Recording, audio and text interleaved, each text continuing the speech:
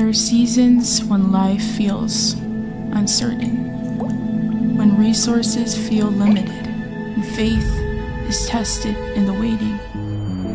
In the Bible, God's people have walked this road before, from slavery to the wilderness, from wilderness to promise. In places of uncertainty, God was not absent. He was teaching them to trust in different seasons, between not enough, just enough, and more than enough. He was forming his covenant to his people. For 40 years, God sustained them. And even today, he sustains us still. So wherever this season finds you, you are not lacking. You are being led. Because he is always enough.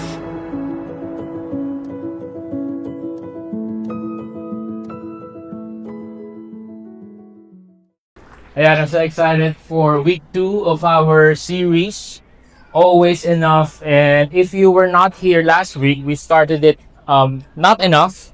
And please go back to our Facebook, our YouTube, kasi it builds on one another. Thank you, bro.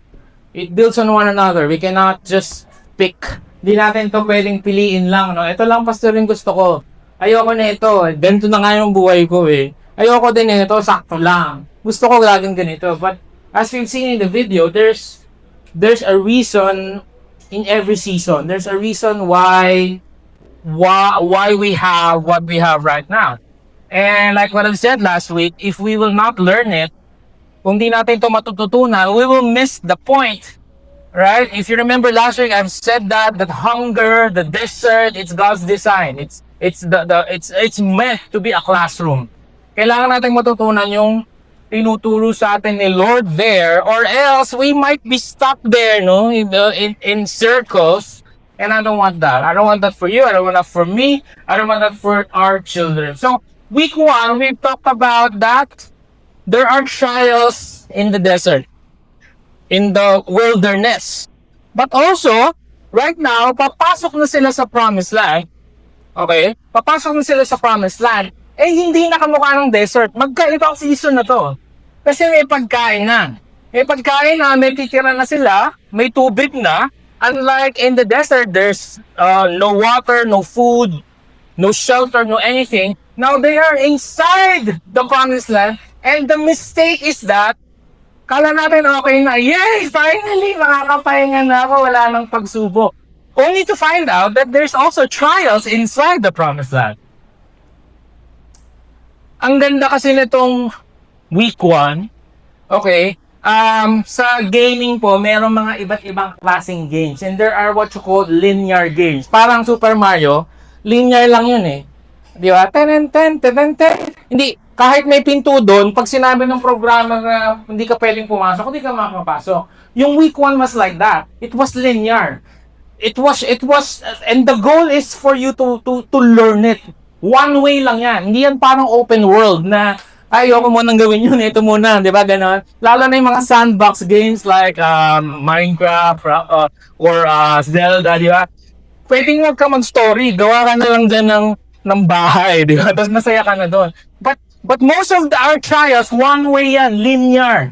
May pinapagawa si Lord sa'yo. Yung parang yung song, naalala yung song na One Way, di ba? I lay my life down at your feet.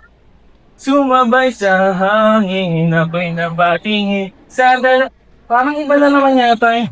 Papagalo-halo ko yung mga kanta sa isip ko. So we have to know the lesson, because in week 2 is not that linear anymore. Marami ka ng options dyan. Mas nakakalito na kung ano ba yung gusto ni Lord at ano ba yung ayaw ni Lord. And we have to learn it there. What if I tell you that the biggest financial danger for us inside this room is not poverty, it's not the lack of money, it's not that pag wala kang pera, it's not pag wala kang makain, It's not pagbaon ka sa utang. It's not kapag ang pera mo ay 1,000 pesos every month. That's not the greatest financial danger to all of us. Kabaliktaran, magugulan ka, it's actually abundance. Huh?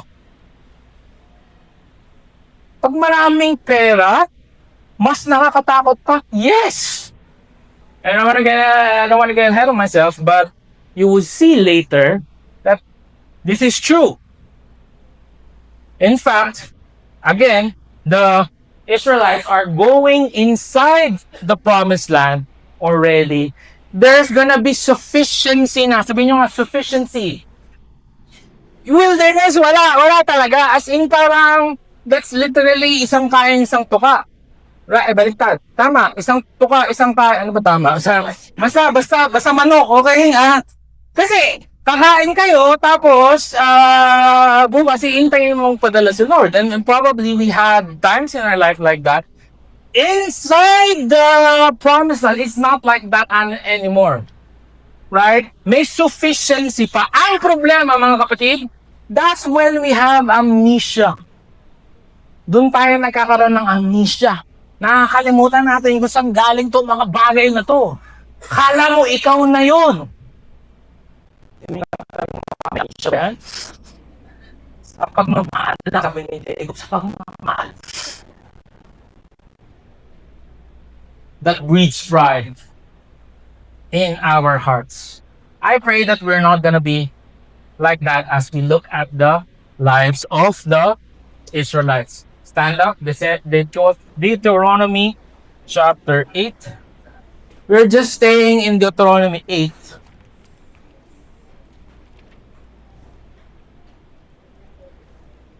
Verses 7 to 10. So 3 verses lang to.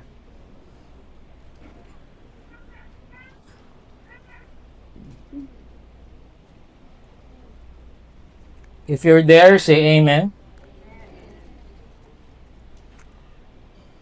For the Lord your God is bringing you into a good land, a land of brooks, of water, of fountains and springs flowing out in the valleys and hills, a land of wheat and barley, of vines and fig trees and pomegranates, a land of olive trees and honey, a land in which you will eat bread without scarcity, in which you will lack nothing, a land whose stones are iron, and out of whose hills you can dig copper. And you shall eat and be full, and you shall bless the Lord your God for the good land he has given you. This is the word of the Lord. Father, help us. I pray that today will be another lobotomy. Destroy our mindsets, Lord. I pray that today will be another changing of our hearts from a heart of stone into a heart of flesh. I pray that it will be people of gratitude, God. Thank you, Lord, in Jesus' name. Amen.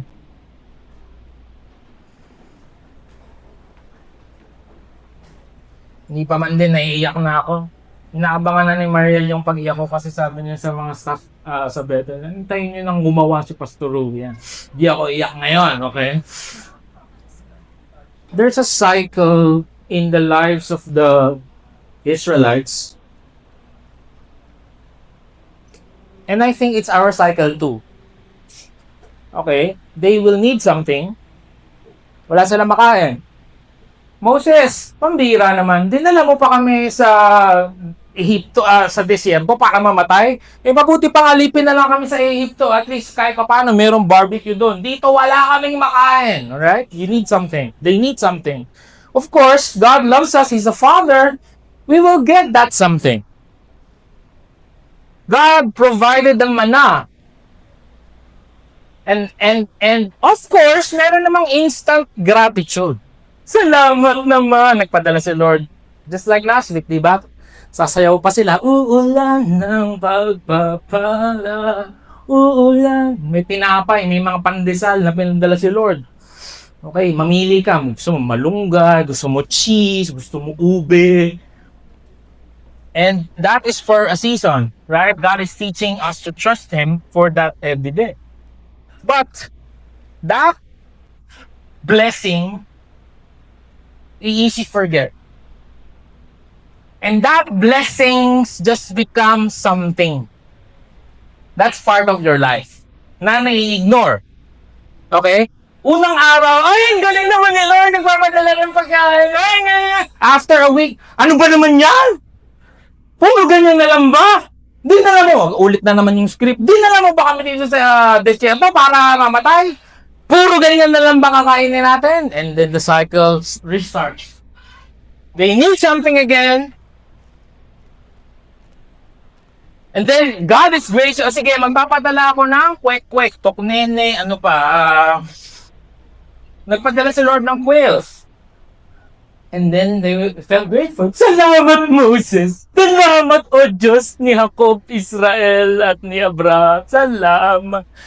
And then, that quail, after a while, just becomes normal, part of their lives. And then we forget. And then the cycle restarts. And bago niya siya nakainisan, hindi ko nga ba alam, pastor, dyan sa mga Israelita na yan. Nakapapaka-ingrata. Bugoy, ikaw din to. Okay?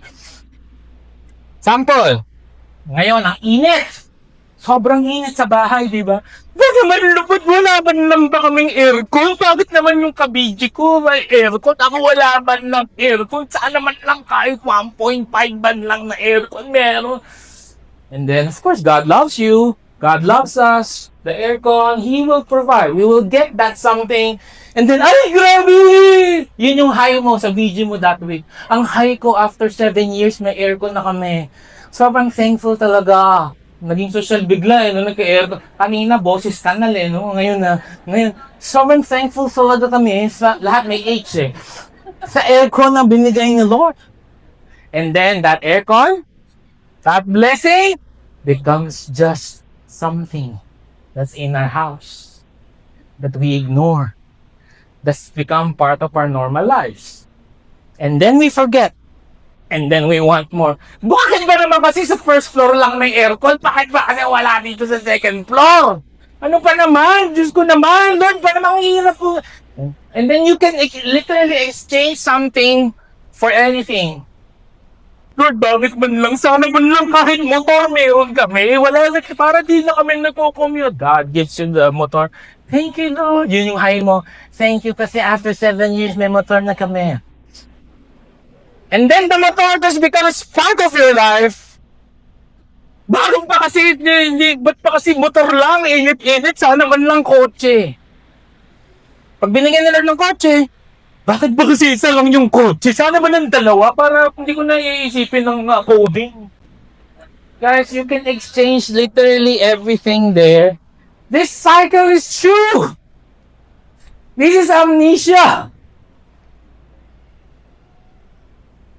So I have 3 antidotes. Sino dito gusto ng antidote sa amnesia? Taas kamay. Yung mga hindi nagtaas ng kamay, gusto nyo daw, reklamador talaga kayo buong buhay nyo. Ulit, sino dito gusto nyo ng antidote sa amnesia? Amnesia, taas kamay. Yung mga hindi nagtaas, hindi, gusto ko talaga, reklamador ako. Sige, bahala ka. 3 gagawin natin from Deuteronomy 8 so that we will not have amnesia. Number 1, see the land. Number 2, eat the land. And number 3, bless the giver of the land. Antidote to amnesia, see the land, eat the land, bless the giver of the land. For the Lord your God is bringing you into a good land, a land of brooks of water, of fountains and springs flowing out in the valleys and hills, a land of wheat and barley, of vines and fig trees and pomegranates, a land of olive trees and honey. Tingin mo na kayo sa akin dito. This is future tense, by the way. Hindi pa sila pumapasok sa promised land. So si Moses, again, hindi na siya makakapasok sa promised land. God gave him a specific list of what they're gonna find there. And when I was reading this, sabi ko, why do you have to be so specific, Lord? Why not just say na it's a beautiful land? Pero for some reason, it's very specific. Lahat yan, wheat, barley, vines, fig trees, pomegranate. Okay, there's brooks of water. It's a good land. There's fountains and springs. Yung good here is tov in Hebrew, which means more than just it's not bad, which means it's genuinely excellent. In fact, nung nagpunta kami sa Israel, legit po, malalaki po talaga yung fruits. For some reason, ang lalaki ng fruits inside Israel. Yung lansones doon, parang pakwan. Grabe. Iisipin mo, hindi na sila naniniwala sa akin. Sabi nila, totoo po, malaki po talaga. So isipin mo, kakain ka ng grapes, no? Ito na po yung grapes nyo. Grabe, sobrang laki. Malaki talaga. I mean, I will show you pictures. Hahanapin ko lang sa archives ko. Maganda tong land na to. And again, God was specific in telling what are you gonna find there. Okay, in fact, itong 6 na to, wheat, barley, vines, fig tree, pomegranates, olive trees, honey, it's what you call Shivat Haminim. It's 7 species that became part of their culture. Now, how can we get rid of amnesia? At bakit ko sinabing see the land? Tingnan natin yung land. Because gratitude begins with specificity. Yan, hindi na ako nabulol. Gratitude begins with specificity. There should be some sort of specificness. Ibig sabihin, paano ka ba mag-pray? Paano ka ba mag-pray? Lord, thank you for everything that happened today. Amen. Okay naman na yun. And kung hindi ka nagpe-pray, that's a good start. But the problem, kaya hindi tayo grateful, lahat generalized. But look at this. Ito ang makikita nyo doon, mga pre, may wheat, may barley, may barley. Kasi pag nakita nila doon, malalaman nila na totoo yung sinasabi ni Lord. Specific. Hindi lang siya random great things. You will find this 7 things. So, what does it mean for us to see the land? It begins with specificity because vague gratitude is no gratitude at all. Minsan, mga lalaki, makaka-relate kayo sa akin, di ba? Ganyan din naman sa away, mag-asawa eh. Kaya pag naaway kami ni Carmen, sige love, sorry. Sabihin ni Carmen, for what? Minsan hindi ko alam kung alin yung sa 100 ginawa kong mali. Hindi ko alam kung... Kaya minsan ang tagal kong sumagot kasi parang... Okay, sorry, that's a first step. But kung gusto mong lumalim talaga yung relasyon nyo at gusto nyo maayos talaga, mag-sorry tayo dun sa specific na ginawa natin mali. Mayabang pa tayo minsan. Sorry for what? Hindi siya sorry na nga. Gusto pa sabihin ko. Natural. So, sa gratitude, ganun din, kapatid. Ito, very practical tip. How can we remove the amnesia? Okay? List it down. Sulat mo kasi, boy. Sulat mo yung mga blessings ni Lord. Ito na lang. Pustahan tayo. Ay, mali nga pala yung pustahan. Ano pa? Okay, mali yung pustahan, pero just to prove my point. Okay? Ito. Sino dito merong prayer and fasting booklet 5 years ago? Taas kamay. Ayan, marami-rami, no? 3 years ago na lang para mas marami tayong makapustahan. Okay? 3 years ago. Okay? Yung mga hindi nagtataas, ano po yun? Sumali kasi kayo. Okay, sa July, meron tayong prayer and fast. Okay, ganito, pustahan. Okay? Ito, legit, totoong pustahan. Puntahan mo yung prayer and fasting booklet mo. 3 years ago, 5 years ago.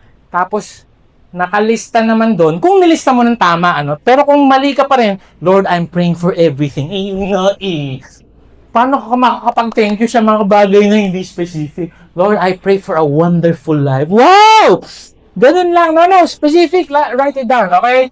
Tingnan mo yung prayer and fasting booklet mo 3 years ago, 5 years ago, at kapag ka talagang wala kang nakuha na galing kay Lord, bibigyan kita 1,000. Next week, galing kay Raph yung 1,000. Mag-ipon-ipon ka, baka mga 8 days. I don't know about you, but when I look at my... Ito na naman, iyak na naman tayo. When I look at my prayer and fasting booklets, I see how good God is. I see that I prayed for a laptop and He gave a laptop. I see that we're praying for a car where we don't have a car, God gave us a car. I see that we're praying for tuition fees and then He did. Ang problema pag hindi mo sinulat, wala kang record na kung gaano kabait si Lord. Kaya nakalista doon kasi pag nakita nila, at kaya nila inuulit-ulit, naging part ng culture nila, kasi kailangan mong makita. I told you this before, one of the things that we love doing at the end of the year, starting ng birthday ko, December 30, we will just look at our pictures for the year. Kung ayaw mong magsulat, mag-picture ka na lang. Okay, picturean mo yung dati mong motor, tsaka picturean mo yung dati mong, yung bago mong motor. Picturean mo yung sarili mo ngayon. In fact, maghanap ka ng picture mo 10 years ago, mukha kang kawawa. Mukha kang malnourished talaga. Tapos ngayon, ang ganda-ganda mo na. Tapos ang drama mo pa rin. Hindi ito, kumahal na Lord. Kasi short-term memory tayo mga pre. Tingnan mo lang yung buhay mo for the last 3 months and then, pagka hindi okay, grabe, hindi talaga ako mahal ni Lord. Sulat mo nang makita mo gano'ng kamahal ni Lord. So we do this every year. We're looking back at our pictures from January. And if you know my wife, that's 1 billion, zillion, trillion, billion, zillion pictures. Napakadaming pictures nun. Kaya nung dati, love, nagsisimula kami January 1, gabi na love, January 3 pa lang, gabi na, hindi mo pa lang. Kaya ang ginawa ko, ako yung gumawa ng presentation. Sabi ko, love, pwede ba sa December, gagawa nga ako ng presentation. Gumagawa ako ng presentation for the church Gumawa ako ng presentation, highlights na lang for the year, and grabe, we cannot believe it. Our kids will say, that was this year? Oh man, I thought it. Just sit down. So you can actually see that the Lord is good. Number 2, you eat the land.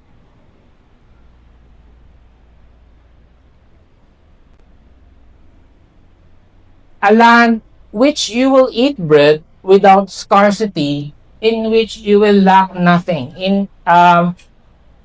Underline na natin to, lack nothing means just enough. Hindi pa sinasabi that you will lack nothing and there's gonna be an overflow. There's gonna be a surplus. Hindi pa yun sinasabi. Sabi pa lang na kung gusto mong kumain, may kakainin ka na. It's just there. Alright? That's the difference of this week to next week. Ngayon, just enough. You will lack nothing. A land whose stones are iron, and out of whose hills you can dig copper. Now, why did I encircle these things? Kasi, sabi ko nga sa inyo, mas nakakalito inside the promised land. Why? Sabi ni Lord, yung stones doon, bubungkalin mo lang ng konti, may makuha kang iron. Okay? Yung mga hills, bubungkalin mo lang ng konti, may makukuha kang copper. Okay, tingin kayo sa akin para maintindihan nyo. Week 1, total dependence on the Lord. Okay, wala tayong makain. Wala akong makita, wala. Kahit masipag ka pa, walang kwentang sipag mo. Walang tubig, wala. Kahit masipag, wala. Kahit gusto mo mag-apply ng trabaho, wala talaga. So, you are depending on the Lord. Now, you're inside the promised land. Medyo nakakalito. Kasi, bubungkalin mo lang daw yung stones, merong iron. Magtatayo ka na ng aluminum business kagad. Steel and iron business. But by the way, my mom, my dad, we are in the steel and iron business. Okay? My mom irons. My dad steals. Na-joke lang ako. Hindi pa magnanakaw yung daddy ko. Baka kanan. Okay, so, Bubungkalin mo lang daw, may copper na darating. Now, bakit yung nakakalito? Sa desert, alam mo na si Lord yung nagpo-provide. Umuulan eh, ng mana. Merong pillar of cloud by night that gives fire and light. Pero inside the promised land, kala mo ikaw. Ba't ako papasalamat kay Lord? Ako nga nagbungkal niya. Ba't ako magpapasalamat ng 15 at 30? Natural, may sweldo ko, nagtrabaho ko. Okay. Alright. Ba't ako magpasalamatan si Lord ng promotion? Ako naman talaga yung magaling. Mga bubing yung mga kasamahan ko. Okay. You see? You see? How it's a trap. Ba't ko papasalamatan si Lord? Masipag ako. Ang galing kong mag-promote, natural. Dami kong sales. Okay. This is a problem. Because we think that because it's already there and you worked for it, we forget. When was the last time, like what I've said, the aircon becomes just a normal thing and you forget? Question, when was the last time na nagpasalamat ka kay God kasi nagising ka pa? When was the last time? Kailan? Kanina. Hindi, kayo lang. Kayo na. Ako na yung hindi. Every gising is a blessing. Should be. Kailan ka... Ito, sige. Yung mga... Kanina. Sige, ito. Another question. Okay. Kailan ka huling nagpasalamat kay Lord kasi may oxygen? Oxygen. Kanina. Kayo na po mag-pray. Joke lang. Diba? Ay, hindi, kami lang talaga to. Baka kami, mga bata, okay? Yung mga season in life, talagang they see the goodness of God. But for the rest of us, we have amnesia. Malakas pa yung amnesia natin. Diba? Bakit ka magpasalamat yung oxygen? Kung ano naman yan? Kung pakalimot sa'yo ni Lord ba, paano huminga? Diba parang... Kasi, grapa ka, diba? Ano lang yan? Nakalimutan ko, hindi na nakalimutan ko. May oxygen nga, nakalimutan mo namang huminga, di patay ka din. When was the last time that you arrived at your... Kasi naman po, ano lang po yun, metaphorical question lang po yun, okay?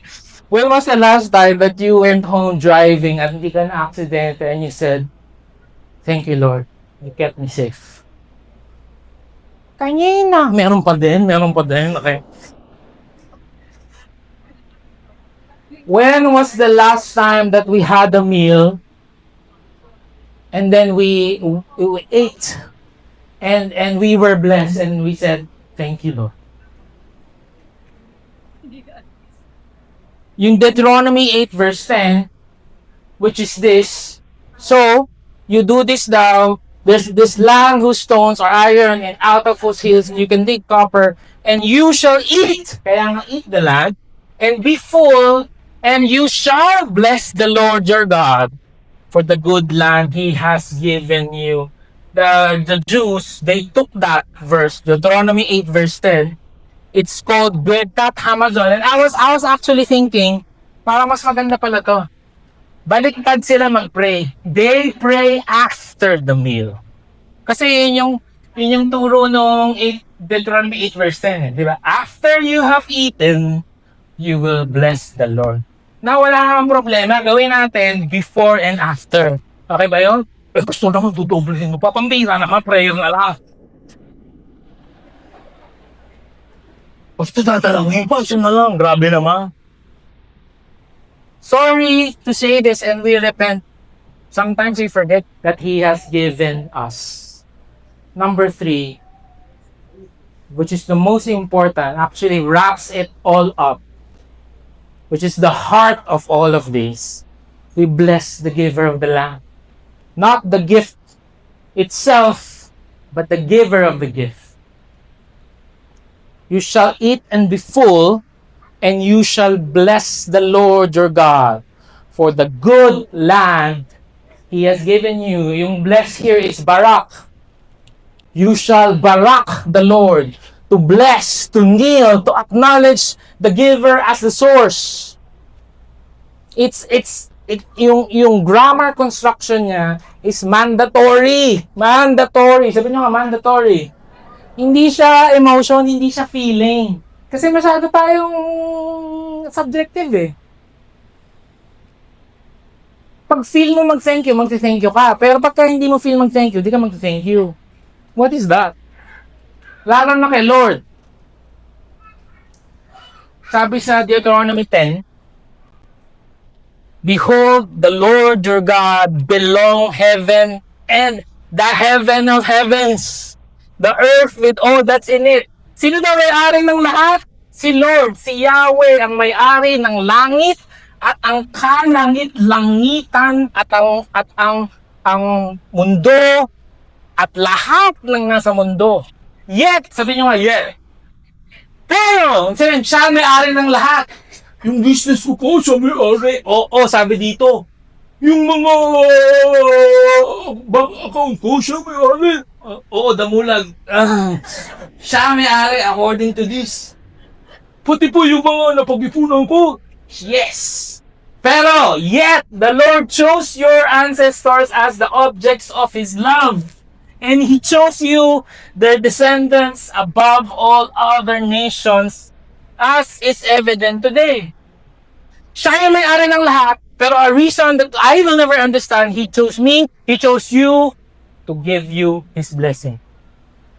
At, sabi sa Deuteronomy 7:7, kung kala mo magaling ka kaya ka pinili ni Lord, syempre, mabait ako. Talaga ako pipiliin ni Lord. Tingnan mo to. The Lord did not set His heart on you and choose you because you were more numerous than other nations. Talking about Israel. For you were the smallest of all nations. Rather, it was simply that Yahweh loves you and He was keeping the oath He had sworn to your ancestors. Real talk. There was never a time that pag nagka-quiet time ako, tapos iniisip ko yung blessings ni Lord sa akin, there was never a time that di talaga ako naiyak naman nga ako eh. Kasi I don't deserve anything. At yun yung dapat foundation natin. We do not own anything. God owns everything. Pero, sa reason na hindi ko maintindihan, I should not be here preaching in front of you. I should not hold this mic. I should not hold this. I'm the worst sinner in this entire place. Pero for some reason, Rui, I want you. I want you to lead. Lord, ba't ako? Hindi ako okay. Hindi ako worthy. Gusto ko ikaw eh. Hindi ko maintindihan yun. I don't understand why he gave me my wonderful wife and my children. Don't get me wrong, we don't have much. But I do not, kahit nakatira pa kami sa 10 square meter na bahay, even that I don't deserve. I do not deserve anything. Pero bait-bait niya lang talaga eh. Gusto niya lang talaga akong i-bless. At gusto kanyang i-bless. Hindi dahil magaling ka, hindi dahil maganda ka, hindi dahil matalino ka. Kasi mahal ka lang niya. Saka naman nakakita ng Diyos na gano'n. Mahal ka lang niya. Pag tinanong mo sa Lord, ba't mo ba ako pinili? Ba't mo ba ako mahal? Mahal kita period. Saka nakakita ng Diyos na gano'n. Na may-ari ng buong mundo, may-ari ng buong universe, na pwede ka naman niyang pagdamutan, pero hindi ka niya pinagdamutan. In fact, His blessing goes beyond this life.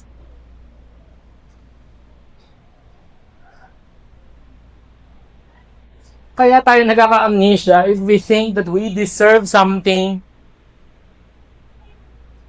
Yan yung language ng mundo eh. I deserve it. You don't deserve anything. You know what you deserve? What I deserve? Eternal punishment in hell. That's what we deserve. The Lord owns everything. And you are loved by a God who owns everything and chose you anyway. For a reason that I will never understand. pagdating ko sa langit, hindi ko alam kung makakapagsalita ako in front of Jesus. Di ba lagi kong sinasabi na basketball kami, pero totoo lang, baka wala ako masalita. Hindi ako makapagsalita. Baka hindi ako makatingin sa kanya eh. Kasi parang, Lord, wala naman akong kwentang tao, pero nandito ako. Tapos, ang dami-dami nagte-thank you sa iyo sa langit kasi nandun, pero nandun sila dahil sa inyo. Pero wala naman tayong kwentang tao. And the reason why God is just blessing us continually is because He loves us. Period.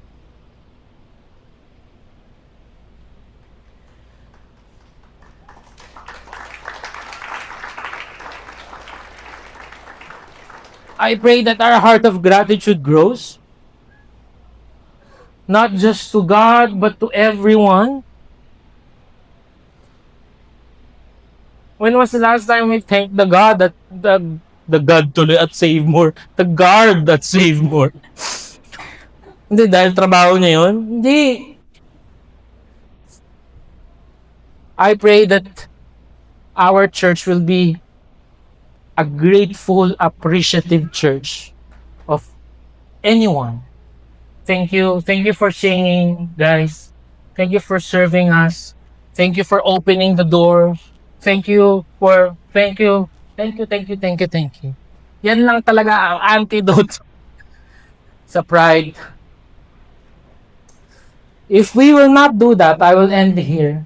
We will have this cycle again of needing something, getting something, feeling grateful for a while, forgetting it,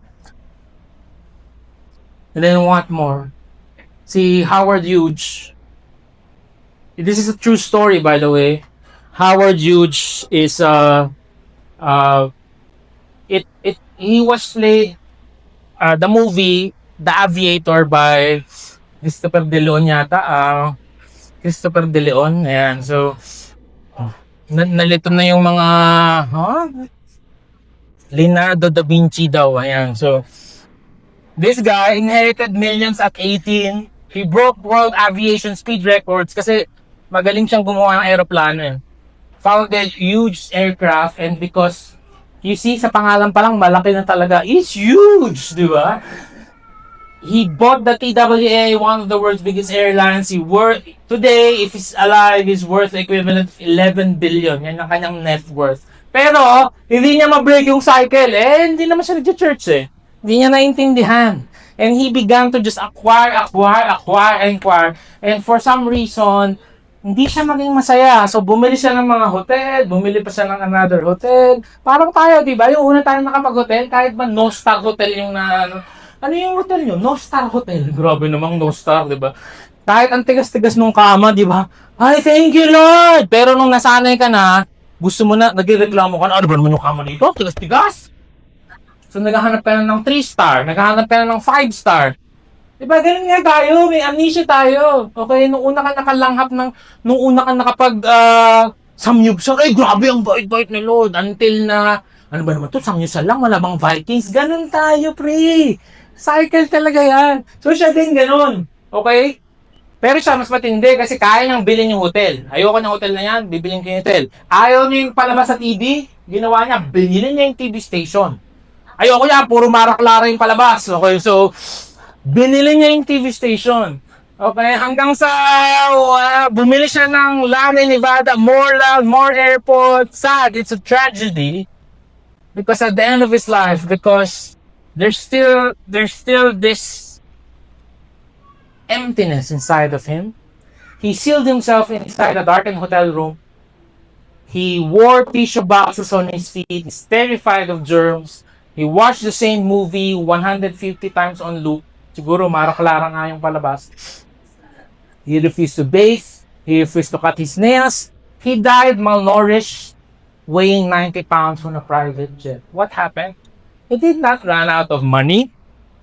He ran out of gratitude. And we don't want this.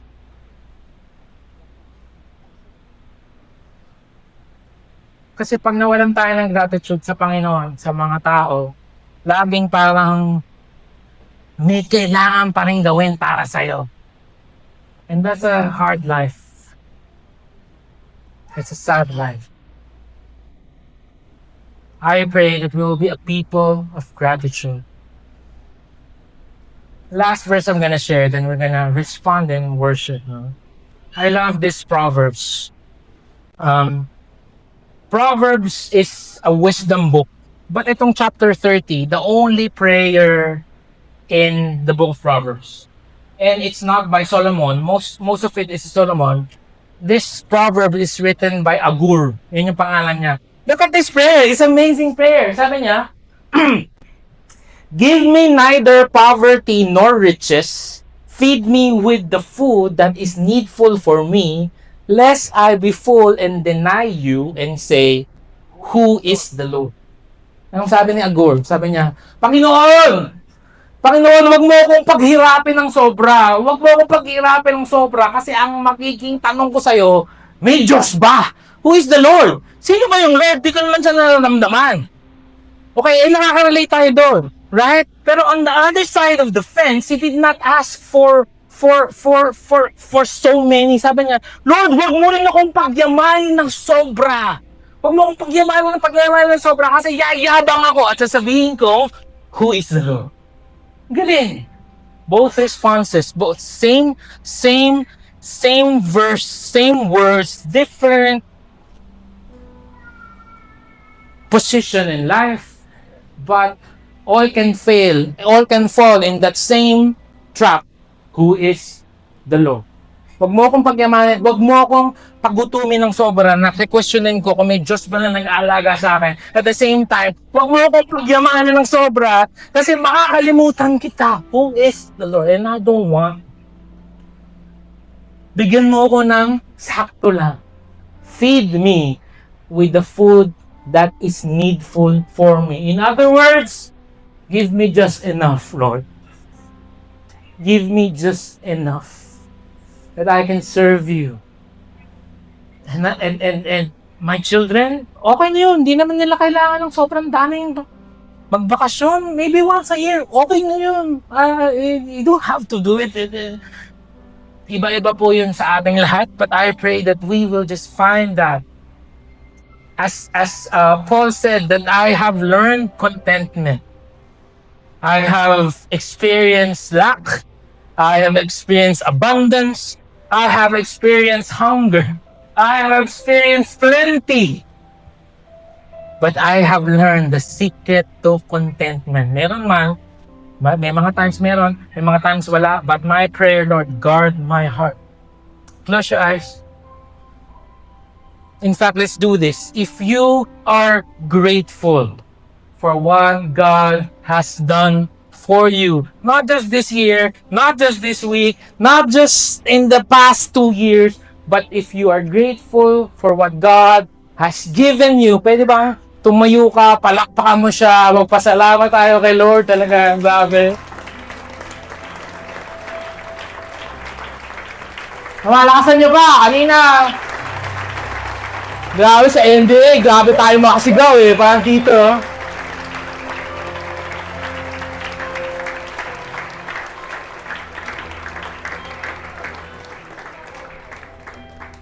Lord, kung nag-sorry kami last week, mas dapat kami mag-sorry ngayon kasi this is our heart. Ingrata. Ungrateful heart. Short-term memory. Just looking at the past 6 months, 1 year, buhay ka pa nga The mere fact that you're alive is a blessing of God. Maybe you've lost something. Maybe there's something that you've lost. Maybe there's something that you missed. Maybe there's a business na hindi nag-work out. Maybe there's a promotion that did not happen. The mere fact that you're here, you're breathing, should be thankful for that. We're sorry, Lord, kasi nagiging standard namin yung mundo. No-compare namin yung buhay namin sa mga kaedad namin, sa mga kasiso namin, no? Siya may ganito na, dapat ako ganito din. Ungrateful. And yet, we're still here. We're failing this test inside the promised land, where we think that it's us who's working.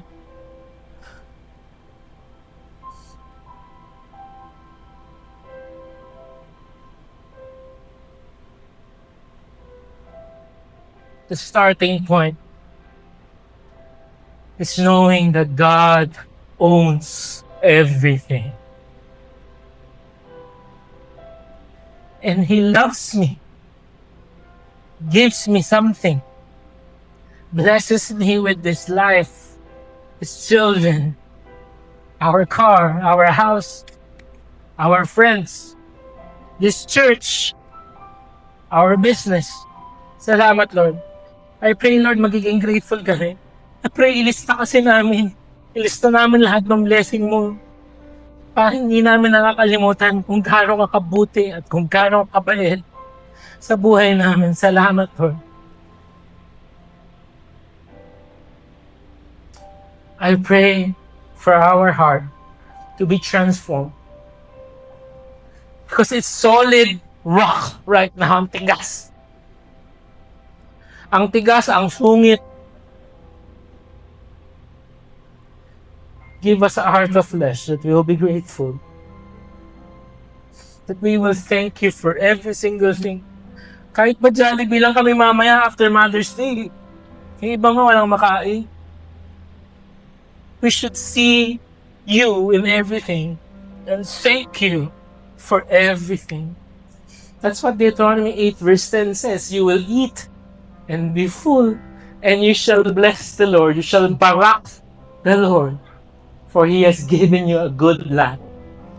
Thank you, Lord, that you have given us a good land. Sorry, Lord, if we did not see it that way.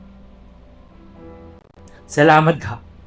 May we trust you, and may we respond in worship, Lord, in everything that we will do. Salamat, God. In Jesus' name, amen.